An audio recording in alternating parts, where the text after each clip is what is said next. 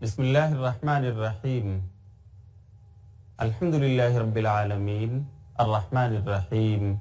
مالک یوم الدین اما بعد قال اللہ تعالی فی القرآن المجید اعوذ باللہ من الشیطان الرجیم بسم اللہ الرحمن الرحیم یا ایہا الذین آمنوا اذا نودی للصلاة من یوم الجمعة فاسعوا الى ذکر اللہ وذروا البیع ذالکم خیر لکم ان کنتم تعلمون رب اشرح لی صدری ویسر لی امری واحلل عقدۃ من لسانی یفقهوا قولی سبحانک لا علم لنا الا ما علمتنا انک انت العلیم الحکیم۔ معزز ناظرین کرام، اس سیریز میں ہم پھر آپ کا استقبال کرتے ہیں۔ السلام علیکم ورحمۃ اللہ وبرکاتہ۔ آج کی اس نشست میں ہمارا موضوع ہے نماز جمعہ کو چھوڑنا کیسا ہے، نماز جمعہ چھوڑنے والے کا حکم کیا ہے، نماز جمعہ کی اہمیت و فضیلت کیا ہے۔ لیکن اس سے پہلے میں آپ کو یاد دلاؤں، میرے محترم ناظرین کرام، شاید آپ کو یاد ہو پچھلی نشست میں ہماری ملاقات آپ سے جب ہوئی تھی تو میں نے آپ کو بتایا تھا کہ یہ 5 وقتہ نمازیں جو اللہ رب العالمین نے ہم پر فرض کی ہیں، یہ ہمیں ہر حال میں پڑھنا ہے، اور اس کو عمدن چھوڑنا، اس کا تارک بننا، یہ گناہ کبیرہ ہے اور اس کی سزا جہنم ہے۔ آج میں اس نشست میں آپ کو بتلاؤں گا کہ جمعہ کی نماز کی امپورٹنس کیا ہے، اس کو چھوڑنے کا اور چھوڑنے والے کا حکم کیا ہے، شریعت میں اس کے سلسلے میں کیا وعید آئی ہے۔ میرے دوستو، صلاۃ جمعہ جیسا کہ آپ میں سے ہر ایک جانتا ہے کہ ہفتے کی عید ہے۔ یہ جمعہ کا دن ہفتے میں ایک بار جو آتا ہے، یہ مسلمانوں کو اکٹھا کرتا ہے ایک جگہ پر۔ لوگ آپس میں ایک دوسرے سے جامع مسجد میں جا کر ملتے ہیں اور خوشیوں کا اظہار کرتے ہیں۔ شریعت کے مطابق یہ جمعہ کا دن عید کا دن ہے۔ اس جمعہ کی خصوصیت بھی ہے، اس جمعہ کے دن ایک ایسی گھڑی ہے، صحیح مسلم کی روایت کے مطابق ایک ایسی گھڑی ہے کہ جس میں کوئی دعا کی جائے تو قبول ہوتی ہے۔ صحیح مسلم کی روایت کے مطابق نبی صلی اللہ علیہ وسلم نے ایک بار جمعہ کا ذکر فرمایا اور آپ نے کہا فیہ ساعۃ لا یوافقها عبد مسلم وهو قائم یصلی یسأل اللہ تعالی شیئا الا اعطاہ ایاہ۔ کوئی بھی مسلمان بندہ جو جمعہ کے دن کھڑے ہو کر نماز پڑھ رہا ہو اور وہ دعا کر رہا ہو تو اس میں ایک ایسی گھڑی ہے کہ اگر وہ اس کو پالے تو جو بھی دعا وہ اللہ سے کرے گا، اللہ تعالیٰ اسے قبول فرمائے گا اور اسے نواز دے گا۔ یہ جمعہ کی خصوصیت ہے۔ جمعہ کس پر فرض ہے؟ شاید یہ سوال بھی آپ کے ذہنوں میں آ رہا ہو۔ ابو داؤد اور دارقطنی کی صحیح روایت کے مطابق جمعہ عورت، اسی طرح مسافر، اسی طرح ایک معذور انسان جو چلنے پھرنے سے مجبور ہو، زر خرید غلام، اور اسی طرح سے بچے، ان لوگوں کو چھوڑ کر جمعہ ہر عاقل اور بالغ انسان پر فرض ہے۔ اسے جمعہ کی نماز میں حاضر ہو کر جماعت کے ساتھ اسے ادا کرنا چاہیے۔ اگر وہ اس کا تارک بنتا ہے تو اللہ رب العالمین اور رسول کی زبان سے سنائی جانے والی وعید کا وہ مستحق ہوگا۔ جمعہ کی فضیلت یہ بھی ہے کہ قرآن کریم میں اللہ رب العالمین نے اسی نام سے ایک پوری سورت نازل فرما دی۔ چنانچہ آپ سورۃ الجمعہ، سورت نمبر 62، اس کو عام طور پر امامان صلاۃ سے، ائمہ کرام سے سنتے رہتے ہیں، جو لوگ نماز کی امامت کراتے ہیں، یا یوں ہی آپ اگر قرآن کی تلاوت کرتے ہیں تو آپ کو سورہ جمعہ پڑھنے کا وقت ملتا ہوگا، آپ کی نظر سورہ جمعہ سے گزرتی ہوگی۔ پوری ایک سورت ہی جمعہ کے نام سے اللہ رب العالمین نے قرآن کریم میں اتار دی، جس کا نمبر ہے 62۔ اس کے کچھ احکام اللہ رب العالمین جمعہ کے سلسلے میں بیان کرتے ہوئے کہتا ہے، آیت نمبر 5 کے اندر، یا ایھا الذین آمنوا اذا نودی للصلاة من یوم الجمعة فاسعوا الى ذکر اللہ وذروا البیع ذالکم خیر لکم ان کنتم تعلمون۔ کہ اے وہ لوگوں جو ایمان لائے ہو، جب جمعہ کے لیے اذان دی جائے تو تم اپنا خرید و فروخت بند کر دو، چھوڑ دو اور دوڑو اللہ کے ذکر کی طرف۔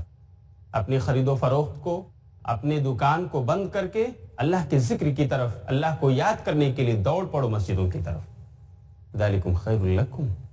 یہ تمہارے لیے بہتر ہے، ان کنتم تعلمون، اگر تمہیں اس کا علم ہے۔ مفسرین کرام نے اور علماء امت نے اس حکم الہی کے بموجب اس بات پر اتفاق کیا ہے کہ جمعہ کی اذان ہو جانے کے بعد لوگوں کا خرید و فروخت کے لیے بازار میں جانا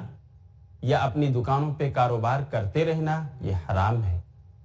جمعہ کے وقت اذان ہوتی ہی لوگوں کو خرید و فروخت کا سلسلہ بند کر دینا چاہیے، اور وہ لوگ جو دکاندار ہیں انہیں اپنی دکان بند کر دینی چاہیے۔ کیوں؟ اللہ رب العالمین کا بالکل واضح سٹیٹمنٹ ہے کہ جیسے ہی اذان ہو جائے تو تم دوڑ پڑو مسجد کی طرف اللہ کا ذکر کرنے کے لیے اور اپنے خرید و فروخت کے سلسلے کو بند کر دو۔ اس سے پتہ چلتا ہے کہ جمعہ کی نماز اس کی بہت اہمیت ہے، اور اس کو چھوڑنا عمدن یوں ہی اس کو نظر انداز کر دینا یہ ایک بڑا گناہ قرار پائے گا، کیونکہ اللہ رب العالمین کا حکم ہے، جو ہمارا خالق ہے اور جس کے ہم مخلوق ہیں، جو ہمارا معبود ہے اور جس کی ہم سب عبادت کرنے والے ہیں۔ سورہ جمعہ کی اس آیت کریمہ کی روشنی میں جمہور علماء امت کا اس پر اتفاق ہے کہ جمعہ کی اذان کے بعد خرید و فروخت کرنا، لینا دینا یعنی بیچنا اور خریدنا اور اس طرح کاروبار کرنا یہ بالکل حرام ہے۔ ہم نے اس آیت کریمہ کی عملی تطبیق سعودی عرب میں دیکھی۔ ایک وقت تھا کہ زمانے طالب علمی میں ہم سنتے تھے سعودی عرب میں اذان کے بعد دکانوں کا شٹر بند ہو جایا کرتا ہے، لیکن الحمدللہ ایک وقت آیا کہ آنکھوں سے دیکھنے کا موقع ملا، اور نہ صرف یہ کہ نماز جمعہ کے وقت بلکہ ہماری ان آنکھوں نے دیکھا کہ ہر 5 وقتہ نماز کے وقت جب بھی اذان ہوتی ہے تو اذان ہوتے ہی وہاں کے دکاندار، مدینہ منورہ ہو یا مسجد حرام یعنی خانہ کعبہ کا شہر مکہ ہو،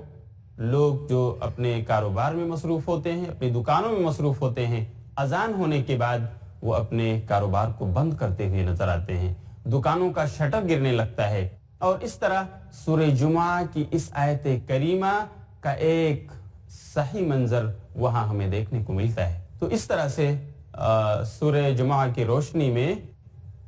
اس کی اہمیت یہ واضح ہوتی ہے کہ جمعہ کی نماز بہت اہم ہے، اسے عمدن چھوڑنا یہ گناہ کبیرہ ہوگا۔ بلکہ نماز جمعہ کو چھوڑنا،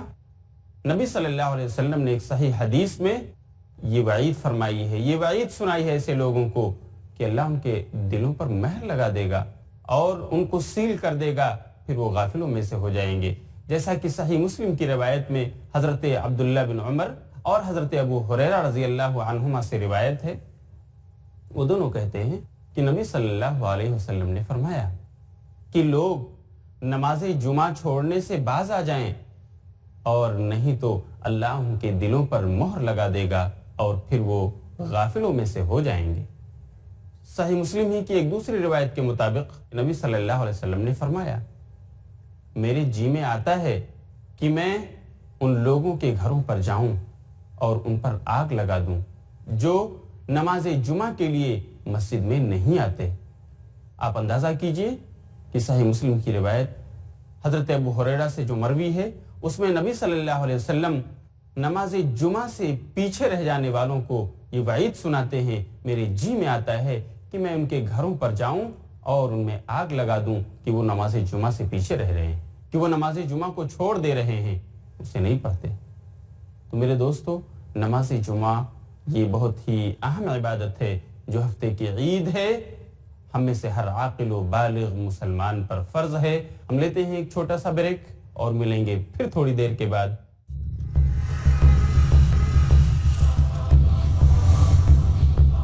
بسم اللہ الرحمن الرحیم۔ ناظرین کرام، اس نشست میں دوبارہ آپ کا استقبال ہے۔ السلام علیکم ورحمۃ اللہ وبرکاتہ۔ ہم آپ کو بتا رہے تھے جس طرح نماز پنجگانہ کی تاکید کی گئی ہے، اسے پڑھیے، اس کا چھوڑنا کفر ہے۔ جس طرح نماز جمعہ کی ادائیگی کے لیے تاکید کی گئی ہے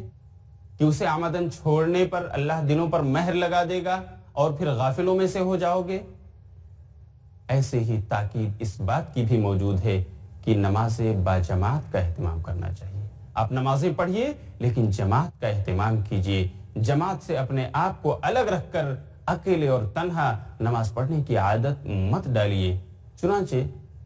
ایک روایت جو بخاری اور مسلم دونوں میں منقول ہے، یعنی متفق علیہ روایت ہے، جس کے راوی حضرت ابو ہریرہ رضی اللہ تعالیٰ عنہ ہیں، نبی صلی اللہ علیہ وسلم اس میں فرماتے ہیں لقد هممت ان آمر فتيتي فيجمعوا حزما من حطب ثم آتي قوما يصلون في بيوتهم ليست بهم علة فأحرقها عليهم۔ جس کا مطلب یہ ہے، اللہ کے رسول نے فرمایا میرا جی چاہتا ہے، میرے جی میں آتا ہے کہ میں اپنے نوجوانوں کو حکم دوں اور وہ سوکھی لکڑیاں جمع کر لیں، پھر میں ان کو لے کر کے جاؤں ان لوگوں کے گھروں پر جو نماز اپنے گھروں میں پڑھ رہے ہیں، وَلَيْسَتْ بِهِمْ عِلَّةٌ، حالانکہ ان کے ساتھ کوئی عذر نہیں ہے، بغیر کسی بیماری کے، بغیر کسی بارش کے، بغیر کسی سبب کے جو معقول ہو، اس کے بغیر وہ اپنے گھروں میں نماز پڑھ رہے ہیں، میں جاؤں اور ان سوکھی لکڑیوں کو ان کے گھروں میں جلا کر آگ لگا دوں، فَأُحْرِقْهَا عَلَيْهِمْ۔ کیوں؟ اس لیے کہ وہ نماز باجماعت کے لیے مسجد میں نہیں آ رہے۔ میرے دوستو، آپ اندازہ کرو کہ نبی صلی اللہ علیہ وسلم نے یہ نہیں کہا وہ نماز نہیں پڑھتے اس لیے جا کر کے آگ لگاؤں، بلکہ اس لیے کہ وہ نماز تو پڑھتے ہیں لیکن اپنے گھروں میں اکیلے یکا وطن ہے، مسجد میں جماعت کے لیے حاضر نہیں ہوتے، اس لیے اللہ کے رسول نے کہا میرا ارادہ ہوتا ہے کہ میں جا کر کے ان کے گھروں میں آگ لگا دوں۔ بعض روایات سے پتہ چلتا ہے کہ اللہ کے رسول صلی اللہ علیہ وسلم نے کہا کہ اگر ان گھروں میں عورتیں، بچے اور بوڑھے معذور لوگ نہ ہوتے تو میں آگ لگا دیتا، لیکن بچوں کی وجہ سے، عورتوں کی وجہ سے اور معذوروں کی وجہ سے میں ایسا کرنے سے باز رہا۔ ناظرین کرام، نماز باجماعت کا اہتمام نہ کرنے والوں کی بابت نبی صلی اللہ علیہ وسلم کا یہ کہنا کہ اگر بچے، معذور اور عورتیں نہ ہوتی تو میں ان کے گھروں پر آگ لگا دیتا، کتنی عظیم وعید ہے، کتنی عظیم تنبیہ ہے، جس سے پتہ چلتا ہے کہ نماز باجماعت ایک ایسی اہم چیز ہے جس سے غفلت نہیں برتنی چاہیے۔ البتہ اس موقع پر میں ایک بات آپ کو یاد دلاؤں جس کی بابت بہت سارے لوگ غلط فہمی میں ہیں اور نہ جانتے ہوئے غیر شعوری طور پر لوگوں کو کرٹیسائز کیا کرتے ہیں۔ ایک ایسی جگہ جہاں پر 5 وقت نماز نہ پڑھی جاتی ہو، جہاں پر کوئی مسجد جیسی عمارت نہ ہو، لیکن کچھ لوگ جمع ہوتے ہوں، اذان ہوتی ہو اور وہاں جماعت کے ساتھ نماز پڑھتے ہوں، تو یہ ان کا جماعت کے ساتھ نماز پڑھنا درست ہے، اس کی اجازت ہے۔ البتہ اس کو مسجد نہیں کہا جائے گا بلکہ مصلی اس کو کہا جائے گا۔ جیسے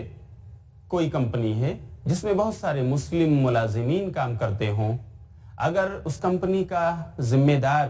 کوئی ایسا حال خاص کر دے کہ ٹھیک ہے ہمارے کمپنی کے مسلم ملازمین، ہمارے کمپنی کے مسلم نوکر چاکر جو ہیں، جو ذمہ داران ہیں، کام کرنے والے ہیں، وہ نماز کے وقت اپنی نمازیں اس حال میں ادا کر لیا کریں، اگرچہ وہاں پر 5 وقت کی وہاں لوگ نماز نہ ادا کرتے ہوں بلکہ اپنی ڈیوٹی ٹائمنگ میں جیسے ظہر ہے، عصر ہے، اس وقت وہاں رہتے ہوں اور نماز ادا کرتے ہوں، تو بالکل ان کے لیے اجازت ہے کہ اگر وہ وہاں اذان دیں، مؤذن ہو، اور اسی طرح ان کو نماز پڑھانے کے لیے کوئی انسان ہو معقول، تو اس طرح سے وہ وہاں جماعت بنا سکتے ہیں، نماز پڑھی جا سکتی ہے، شریعت نے اس کی اجازت دی ہے۔ مجھے یاد ہے مدینہ یونیورسٹی کے اندر جہاں میں نے اپنی گریجویشن کی تعلیم مکمل کی ہے اور الحمدللہ 4 سال رہنے کا موقع ملا ہے، مسجد نبوی کا فیض بھی ہمیں حاصل رہا۔ مدینہ یونیورسٹی کی بہت ساری فیکلٹیاں ہیں، کوئی کلیۃ القرآن ہے، فیکلٹی آف قرآن، کوئی فیکلٹی آف حدیث، اسی طرح فیکلٹی آف لغہ، فیکلٹی آف شریعہ، فیکلٹی آف دعوہ، اور ہر ایک فیکلٹی دوسرے سے کافی دوری پر ہے، اور جامع مسجد اور زیادہ دوری پر ہے، لیکن جب ٹائم پڑھائی کا ہوتا ہے، جب تک کلاسز ہوتی ہیں، طلبہ وہاں رہتے ہیں اور ہر فیکلٹی میں ایک حال ایسا خاص رکھا گیا ہے جہاں پر طلباء ظہر کی نماز ادا کرتے ہیں، اور وہاں صرف اس حال میں ایک نماز ادا ہوتی ہے، لیکن اذان دی جاتی ہے اور وہاں امامت کے لیے ایک انسان مقرر ہے جو امامت کراتا ہے، اور لوگ اس کے پیچھے اس نماز کو ادا کرتے ہیں اس مصلی میں۔ اگرچہ وہ مسجد نہیں ہے، 5 وقتہ نمازیں اس میں نہیں ہوتی، صرف طلبہ جو پڑھنے کے لیے آتے ہیں وہی اسٹوڈنٹس وہاں حاضر ہو کر صرف ایک وقت نماز ظہر ادا کرتے ہیں، لیکن اذان دی جاتی ہے، وہاں جماعت بنائی جاتی ہے اور لوگ اس اہتمام کے ساتھ نماز ادا کرتے ہیں۔ تو یہ جائز ہے، شریعت میں اس کی اجازت ہے۔ البتہ عام اوقات میں طلبہ جب چھٹی پہ ہوتے ہیں یا ان کے فرصت کا وقت ہوتا ہے، عصر کے بعد وہ مسجد نبوی میں جا کر نمازیں ادا کرتے ہیں، یا مدینہ یونیورسٹی کی جامع مسجد جو تھوڑی دوری پر ہے وہاں چل کر جاتے اور اپنی نمازیں ادا کرتے ہیں۔ البتہ دراسے کے وقت جب تعلیم چل رہی ہو تو ہر ایک اپنی فیکلٹی کے اندر جو مصلی ہے، جو ہال خاص کیا گیا ہے، اس میں وہ اذان دے کر اور وہاں امام کے پیچھے نماز ادا کرتے ہیں، اور یہ جائز ہے۔ یہ بھی بتانا مناسب ہوگا کہ نماز باجماعت سے کچھ لوگوں کو چھوٹ ہے، کوئی عذر ہے ان کے ساتھ،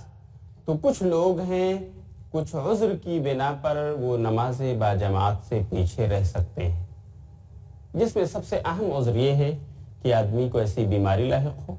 کہ وہ چل پھر کر نہ جا سکتا ہو مسجد، تو وہ اپنے گھر میں نماز پڑھ سکتا ہے، اپنے بیڈ پر اپنی بیماری کی وجہ سے بیٹھ کر لیٹ کر جس طرح بھی چاہے۔ اسی طرح ایک آدمی جو معذور ہے، کسی وجہ سے چلنے پھرنے سے قاصر ہے،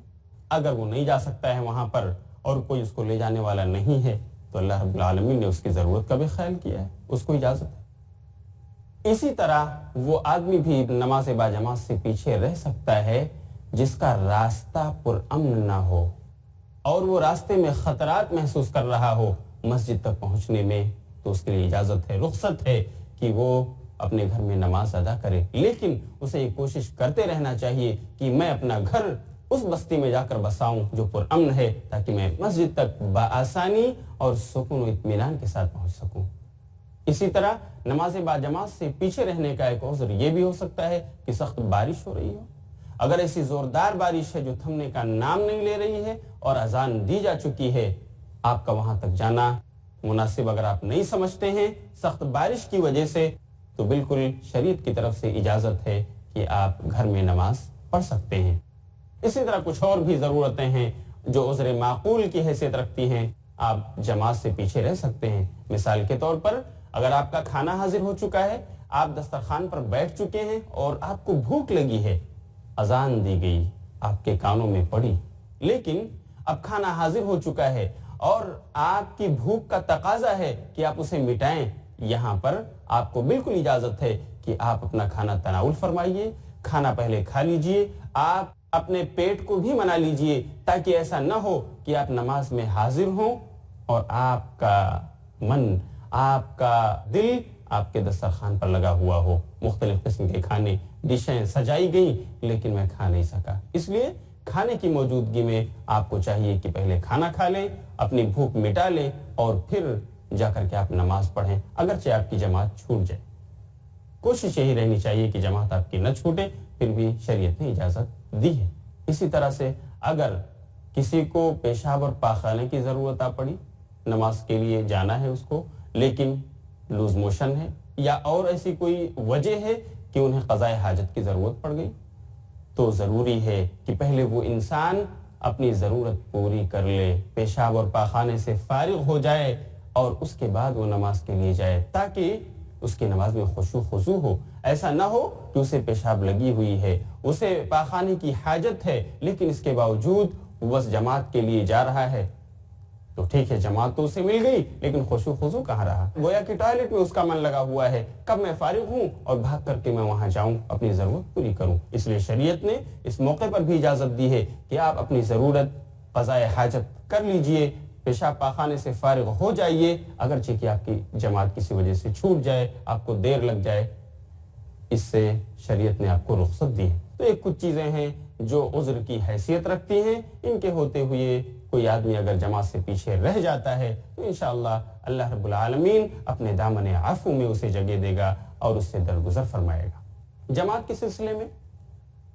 کہ وہ کتنا اہم ہے، اس کا اہتمام کس قدر اہم ہے، میں ایک بہت ہی پیاری حدیث آپ کو سناتا ہوں جو صحیح مسلم اور ابو داؤد دونوں میں منقول ہے، اور یہ واقعہ بہت مشہور ہے جو ایک نابینا صحابی حضرت عبداللہ بن ام مکتوم رضی اللہ تعالیٰ عنہ کا ہے۔ صحیح مسلم میں ہے کہ عبداللہ بن ام مکتوم رضی اللہ تعالیٰ عنہ نبی صلی اللہ علیہ وسلم کے پاس حاضر ہوتے ہیں اور کہتے ہیں اللہ کے رسول، میں ایک نابینا صحابی ہوں اور میرے گھر میں کوئی ایسا ریگولر انسان بھی نہیں ہے جو مجھے ٹیکا کر میرا ہاتھ پکڑ کر مسجد لائے اور مجھے نماز پڑھنے کا موقع ملے جماعت کے ساتھ، تو کیا میں اپنے گھر میں نماز پڑھ سکتا ہوں؟ اللہ کے رسول نے پہلی بار میں جواب دے دیا، ہاں جاؤ پڑھ سکتے ہو۔ حضرت عبداللہ ابن ام مکتوم جب جانے لگے تو آپ نے بلایا، کہا عبداللہ ابن ام مکتوم یہاں آؤ۔ وہ پھر واپس آئے۔ آپ نے پوچھا کہ آپ کے کانوں میں اذان کی آواز جاتی ہے؟ انہوں نے جواب دیا کہ ہاں اللہ کے رسول، میں سنتا ہوں اذان، منادی کی ندا میرے کانوں میں پڑتی ہے۔ تب آپ نے فرمایا پھر جماعت میں حاضر ہونا ضروری، مسجد آؤ، یہاں آ کر نماز پڑھو۔ انہوں نے کہا اللہ کے رسول، مدینے کے راستے بہت ہی پرخار ہیں، کیڑے مکوڑوں کی جگہ ہے یہ، اور کوئی ایسا مداوم انسان بھی میرے ساتھ نہیں ہے جو برابر ہر وقت میرے ساتھ رہے اور مجھے لے کر کے مسجد آئے اور لے جائے۔ اس کے باوجود اللہ کے رسول نے کہا نہیں، مسجد میں آپ کو حاضر ہونا ہے، یہاں آ کر جماعت سے نماز پڑھو۔ آپ اذان سنتے ہو اس لیے آپ کو بہرحال یہاں حاضر ہو کر جماعت کے ساتھ نماز پڑھنا ہے۔ میرے دوستو، آپ اندازہ کیجئے، ایک نابینا صحابی رسول جن کے پاس کوئی ایسا لڑکا بھی نہیں تھا جو ان کو ٹیکا کر اور مسجد لے جاتا، ان کو راہ بتاتا اور واپس لاتا، اس کے باوجود اللہ کے رسول نے کہا اگر تم اذان سنتے ہو، اس کی ندا تمہارے کانوں میں پڑتی ہے تو جماعت میں حاضر ہونا ضروری ہے۔ خلاصہ یہ ہے کہ ہر حال میں، چاہے ہم مصلی میں نماز باجماعت کا اہتمام کریں یا مسجد میں آ کر، ہر حال میں ہمیں جماعت کا اہتمام کرنا چاہیے، اور اس سے غفلت برتنے والوں کو شریعت کی جو وارننگ ہے اس سے ڈرنا چاہیے۔ ہم اخیر میں اللہ رب العالمین سے دعا کریں گے کہ اللہ، ابھی تک ہم نے جو کچھ نماز چھوڑنے کے تعلق سے بیان کیا، ہم سب کو اس کے مطابق عمل کرنے کی توفیق عطا فرمائے۔ انشاءاللہ اگلی نشست میں ہم آپ کو بتائیں گے کہ زکوٰۃ کی اہمیت کیا ہے، اور جس پر زکوٰۃ فرض ہو چکی ہے وہ فرض ہونے کے باوجود اسے ادا نہیں کر رہا تو اس کا کیا حکم ہے اور یہ کتنا بڑا گناہ ہے۔ تب تک کے لیے انتظار کیجئے، ہم آپ سے اجازت چاہتے ہیں۔ وآخر دعوانا ان الحمد للہ رب العالمین، والسلام علیکم ورحمۃ اللہ وبرکاتہ۔